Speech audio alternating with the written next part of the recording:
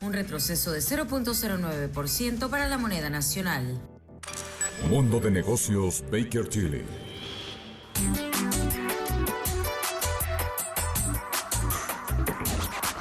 Son las 6 de la mañana con casi 30 minutos. Esto es Imagen Empresarial y esta mañana está con nosotros Fernando Castillo, socio de impuestos de Baker Tilly México, para hablar pues de otro de los temas fundamentales que ha generado muchos signos de interrogación y son los cambios en materia de subcontratación, el famoso outsourcing.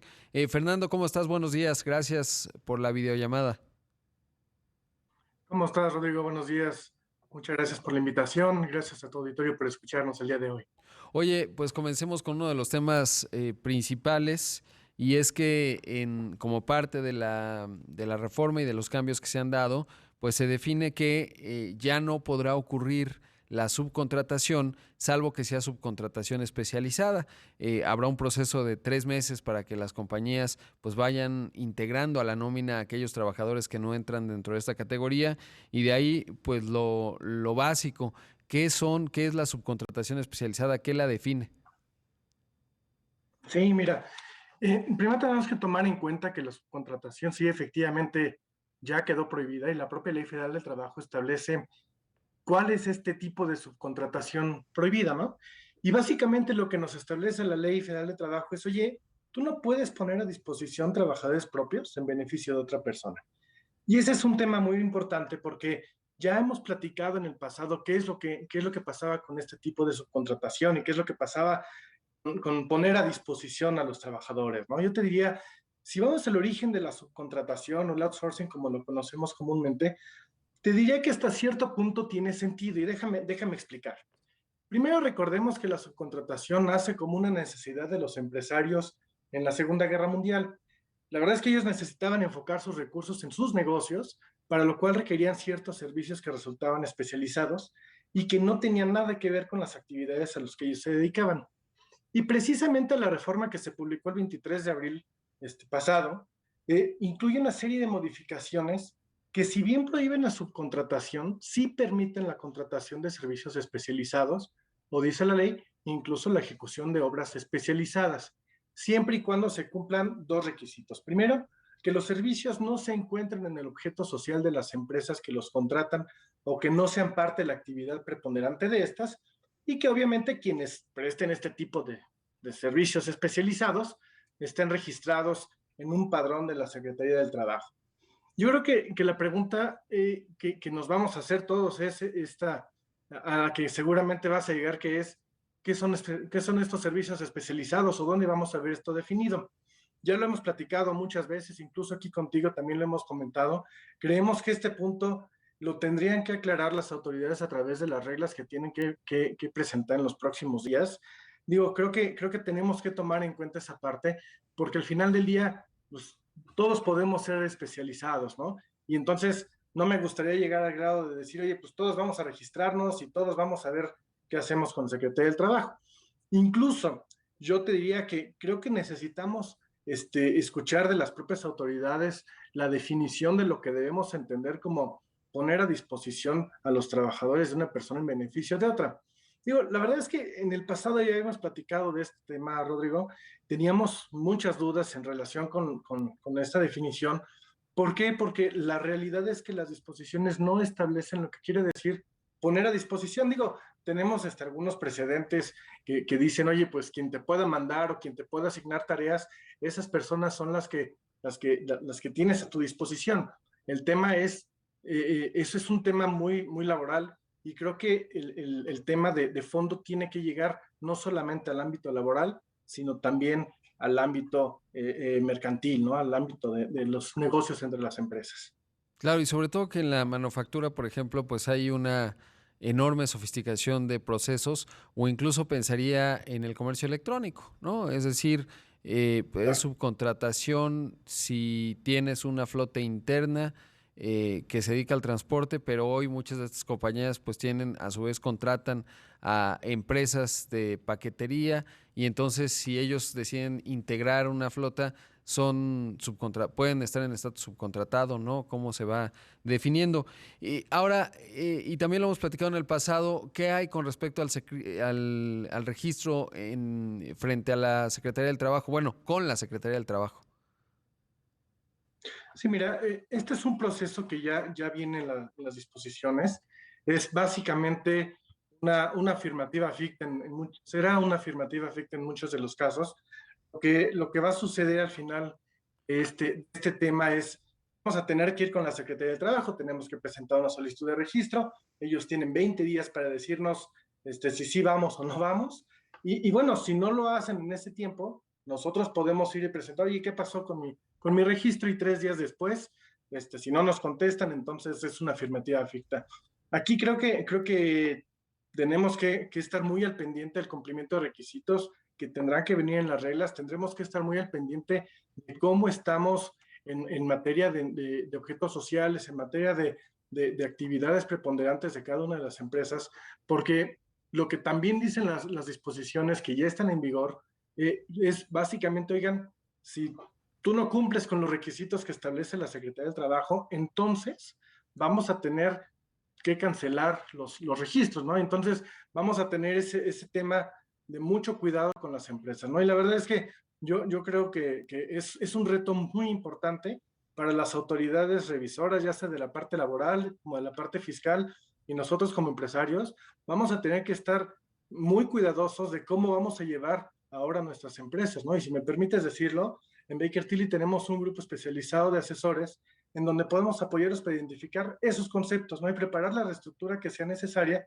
para cumplir con las disposiciones fiscales y legales, ¿no? O sea, cómo está tu objeto social, cómo están tus empleados, cómo están tus empresas, cómo está tu grupo, ¿no? Porque todos esos elementos inciden tanto en la parte laboral como en la parte fiscal, que resulta totalmente relevante en estos tiempos.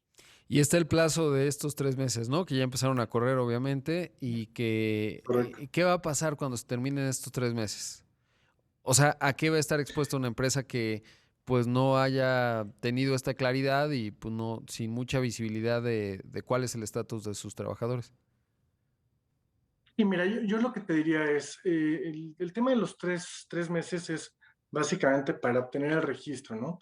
Eh, el problema es que si nosotros no nos encontramos regularizados para dentro de estos 3 meses y el tiempo sigue corriendo y yo sigo contratando a una persona que está, que está poniendo trabajadores a mi disposición y no son servicios especializados, y deja de poner así, no lo son porque no tiene el registro, entonces el problema va a ser para mí.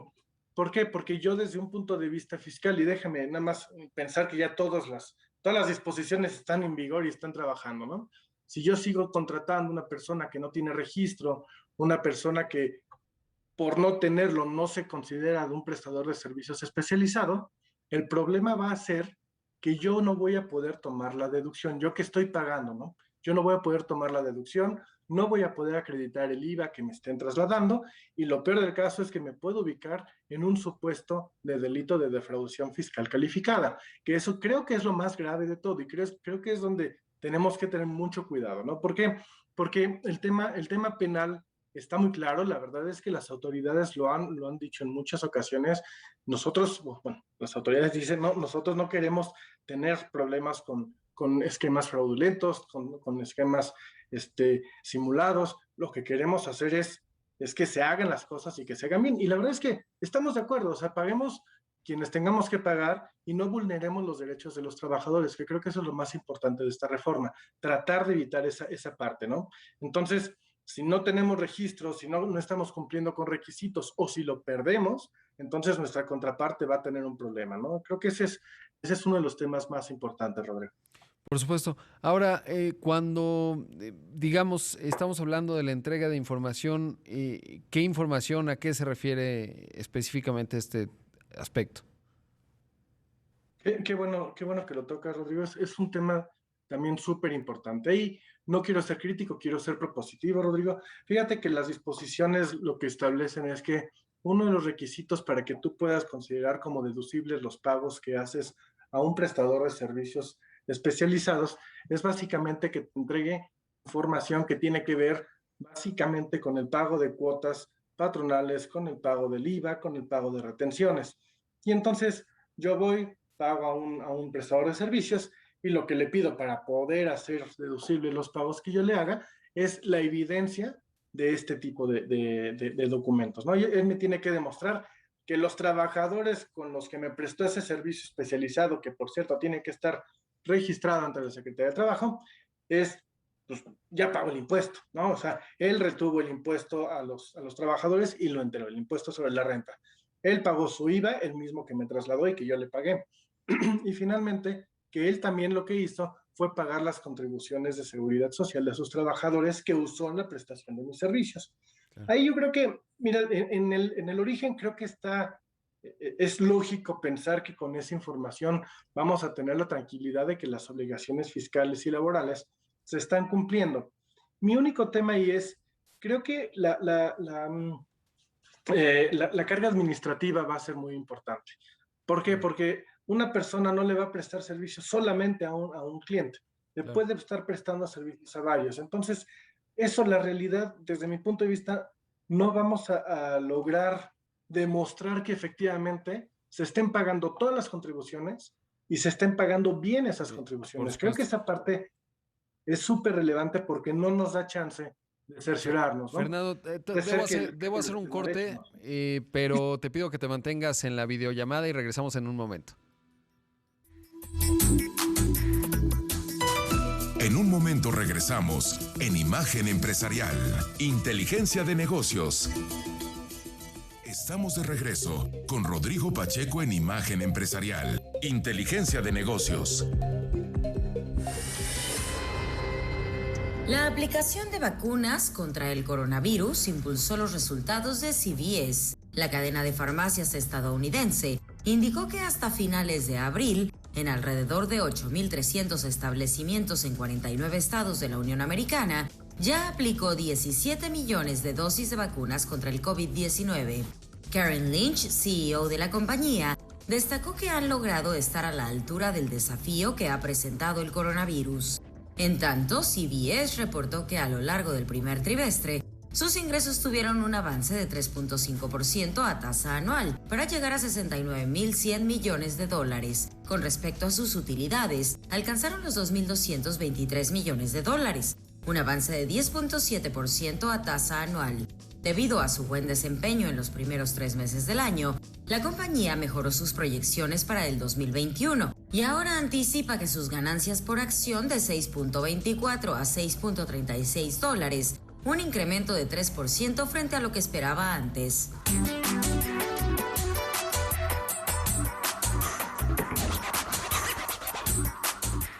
Son las 6 de la mañana con 45 minutos, esto es Imagen Empresarial y estoy conversando esta mañana con Fernando Castillo, socio de impuestos de Baker Tilly México.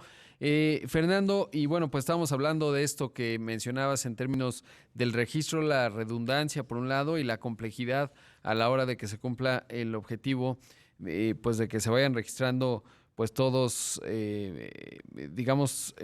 todo el proceso en sí mismo. Y en ese contexto preguntarte qué se considera como insourcing, porque hemos estado hablando de ello, pero vale la pena definirlo y volver a visitar ese concepto. Sí, Rodrigo. Mira, el insourcing, y déjame ahora sí que decirlo en español, no es otra cosa más que una subcontratación de personal dentro de los grupos empresariales, ¿no? Cuando estábamos analizando este tema en noviembre pasado, que el Ejecutivo lo presentó a análisis al Congreso, la verdad es que sí necesitábamos buscar o tener la posibilidad de tener servicios compartidos, porque tú sabes que en los grupos empresariales en general no hay solamente empresas operativas, ¿no? Tenemos muchas empresas de servicios que, bueno, pues dan ayuda a las demás empresas, ya sea recursos humanos, contabilidad, administración, ¿no? Ellos, la verdad es que están buscando apoyar al core business del negocio para poder generar más, ¿no? Y volvemos a lo mismo. El tema del insourcing, pues no es otra cosa más que un apoyo para que las empresas puedan lograr mejor sus objetivos, ¿no? Y bueno, lo que sucedió en esta reforma que ya fue publicada en el diario oficial, bueno, pues recordemos que como concepto general, el insourcing tampoco está permitido porque es una subcontratación laboral. Pero lo que sí nos permitieron con esta reforma, ya después de ser analizada, ya después de los acuerdos que se llegaron entre empresarios, gobierno y trabajadores, es que sí nos permitan tener una excepción para servicios compartidos o complementarios del core business, del negocio en general. Y volvemos a lo mismo, tipo contabilidad, recursos humanos, marketing, ¿no? Hay que tomar en cuenta también, Rodrigo, que para que esto pueda aplicar, necesitamos revisar que estos servicios que estamos contratando, que en nuestras partes que son relacionadas, efectivamente sean de carácter compartido o complementario. ¿Qué quiere decir eso? Vamos a esperar las reglas. Creo que en el sentido común podemos definirlo, pero tú sabes que en este tipo de temas legales tenemos que ser muy claros y tenemos que tener una definición bien definida, ¿no? Desafortunadamente esto no está tal cual definido como están las cosas hoy, pero vamos a esperar a que estas reglas sigan aclarando qué es lo que se busca, ¿no? Al final, mira, lo que se está buscando y lo que se está generando es que los derechos de los trabajadores estén salvaguardados. O sea, que los patrones paguen completas sus cargas sociales, que paguen su IVA, que paguen las retenciones correspondientes. Y siendo sincero, creo que es justo, porque abusar del sistema estableciendo actos simulados para las empresas, la verdad es que esto no se vale, eso no se debe hacer. Y por cierto, esto es un delito, ¿no? Entonces, creo que ese tema es importante, ¿no? Claro. Ahora, es cierto también que ha habido muchos abusos. Hay ahí empresas muy visibles que todos sabemos.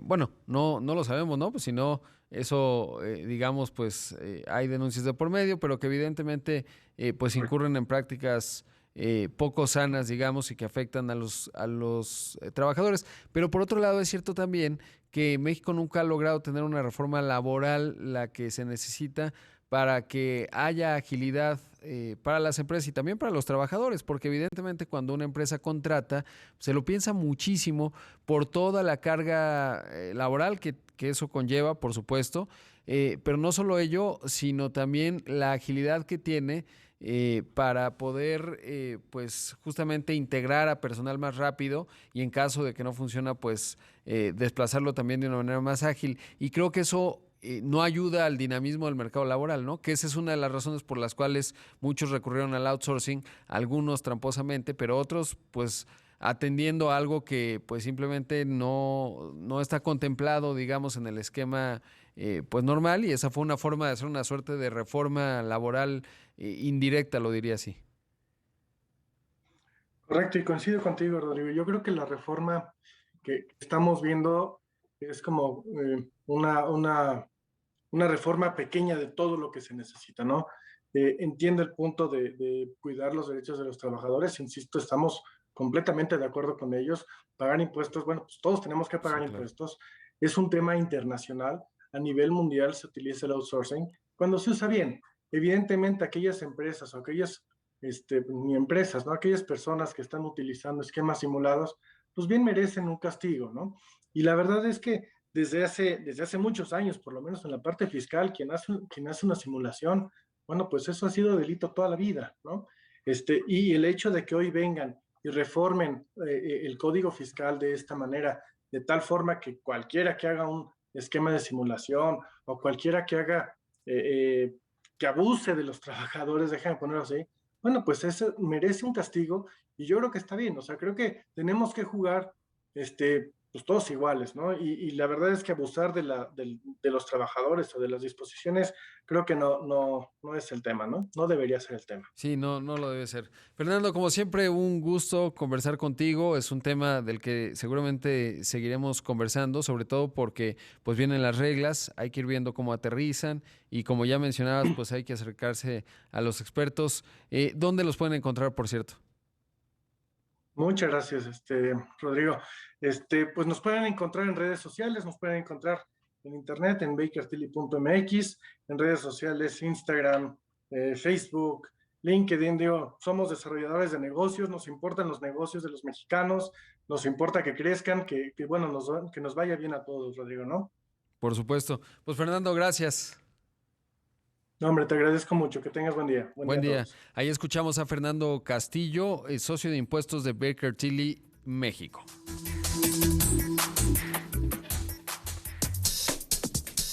Imagen Empresarial con Rodrigo Pacheco.